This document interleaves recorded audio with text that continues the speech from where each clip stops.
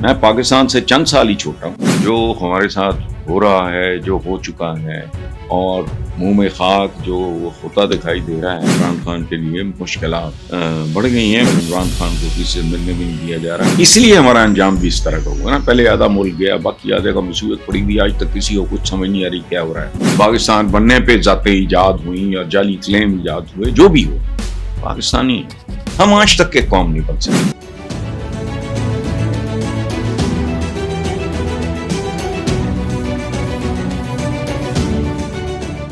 السلام علیکم ویورز. اللہ پاک آپ سب کو اپنی امان میں رکھے، خوش رکھے. پی ٹی آئی کے کچھ ذرائع کا کہنا ہے، مجھ پہ حیرت ہوئی ہے کہ عمران خان کے سیل کی لائٹ کافی دنوں سے کٹی ہوئی ہے اور عمران خان کو کسی سے ملنے بھی نہیں دیا جا رہا.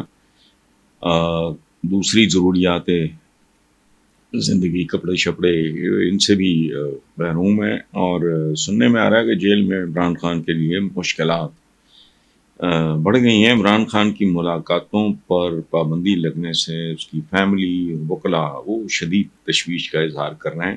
ناقابل یقین باتیں ہیں، لیکن پاکستان ہے، یہاں کچھ بھی ہو سکتا ہے. عمران خان کو سہولیات حکومت کی مہربانی سے نہیں، بلکہ بنیادی طور پہ ہماری عدالتوں کے حکم پہ مہیا کی جا رہی ہیں. اور ظاہر ہے وہ اگر عدالتی حکم ہے تو اس کا مطلب ہے کہ وہ اس بندے کا حق ہے.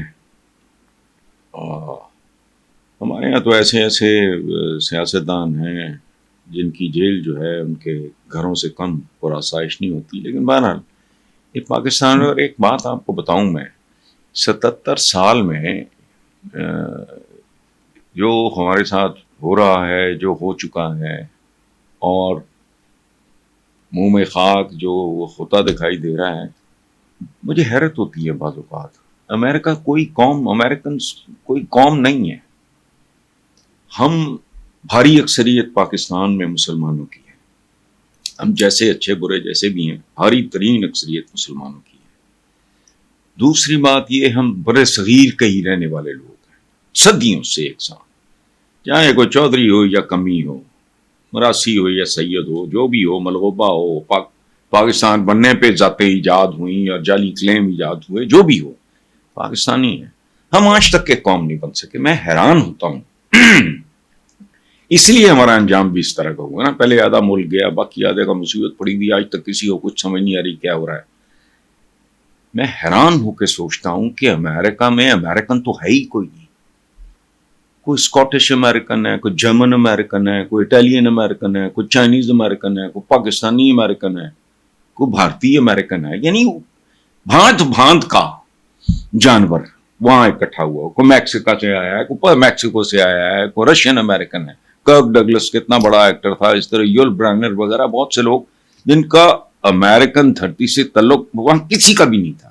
وہ تو بیچارے ٹوٹے بجے ٹیکنالوجی کے ہاتھوں مجبور، بڑے بہادر، بڑے دلیر ریڈ انڈینز تھے.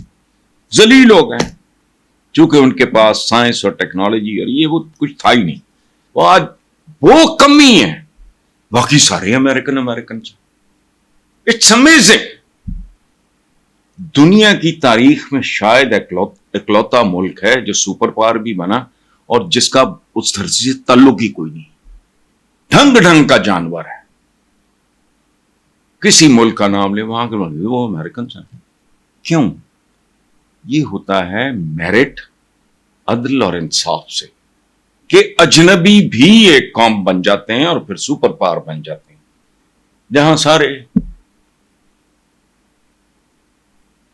ایک ہی دھرتی کے رہنے والے، ایک ہی اللہ کو ماننے والے، ایک ہی رسول کو ماننے والے، ایک ہی کتاب کو ماننے والے، ان کا سر پیر ہی کوئی نہیں.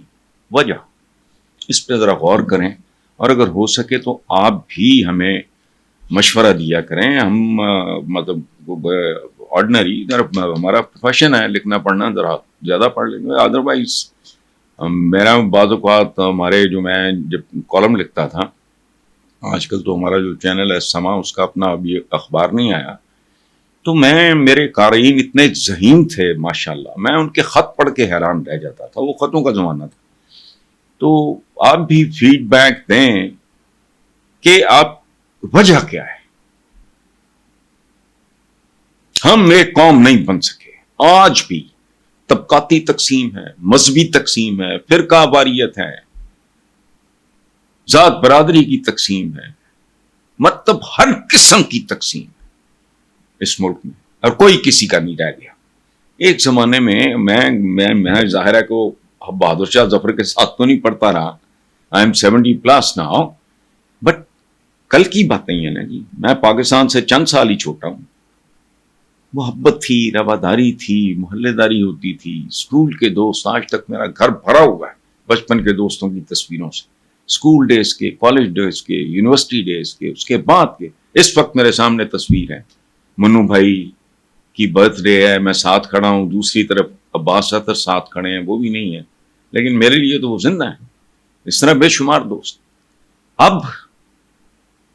حکمران طبقہ تو پنجابی میں بھی کوئی ایسا لفظ نہیں ہے کہ میں ان کو بیان کر سکوں۔ یاد رکھیں، حکمرانوں کا عوام سے تعلق ہوتا ہے جو سوار کا اور سواری کا ہوتا ہے۔ آپ کو عجیب لگے گی یہ بات، سوار اور سواری یکجان دو قالب ہوتے ہیں، دونوں کی زندگی موت کا، فتح اور شکست کا انحصار ایک دوسرے پہ ہوتا ہے۔ اور یاد رکھیں، سوار جو ہوتا ہے، سواری اس کا عکس ہوتی ہے، اسے پتہ ہوتا ہے جو میرے اوپر بیٹھا ہے کون، اور وہ برابری کی سطح پہ ہوتی ہے، دونوں کا سروائیول ہوتا ہے میدان جنگ میں۔ یہ گھوڑے کے حوالے سے میں بات کر رہا ہوں خاص طور پر۔ یہ عجیب سوار ہیں، یہ خون خار آدم خور لوگ ہیں۔ ہمارے کسی جج صاحب نے ہائی کورٹ یا سپریم کورٹ کے کسی ایس ایچ او کو کہا تمہیں 1.5 لاکھ تنخواہ ہے، تمہارا فلاں فلاں سیکٹر میں گھر کیسے ہیں؟ میں ان سے یہ پوچھنا چاہتا ہوں کہ جن کی اربوں خربوں کی جائیدادیں ہیں باہر، کبھی ان سے بھی پوچھیں۔ اور یہ بات کرتے ہوئے مجھے کئی سال ہو گئے کہ جو پاکستان میں جو سیلری سٹرکچر ہے 22ویں گریڈ تک دیکھیں، یہ تو زندہ نہیں رہ سکتے، ان کی جائیدادیں نہیں سنبھالی جاتی۔ یہ بچے باہر پڑھاتے ہیں، بہت اچھی بات ہے، لیکن ہاؤ ایک ایس ایچ او سے تو پوچھا جا رہا ہے کہ تمہاری 1.5 لاکھ یا 2 لاکھ جتنی، تو تمہارا فلاں سیکٹر میں جو سیکٹر بھول گیا اسلام آباد، وہاں گھر کیسے؟ یہ تو اس ملک کی جو ایلیٹ کا 95-98% حصہ ہے وہ ایسا ہی۔ کوئی اس ملک میں پوچھنے والا ہے کہ تمہارا باہر اربوں خربوں کے جو کاروبار تمہاری اولادیں کر رہی ہیں یا تمہاری جائیدادیں ہیں، نیو یارک میں جاؤ، ہر پاکستانی جانتا ہے کون ہے، لندن میں جاؤ جینا مشکل ہو جاتا ہے، ایبی یودی ہے، ایبی یودی، ایبی یودی، عجیب۔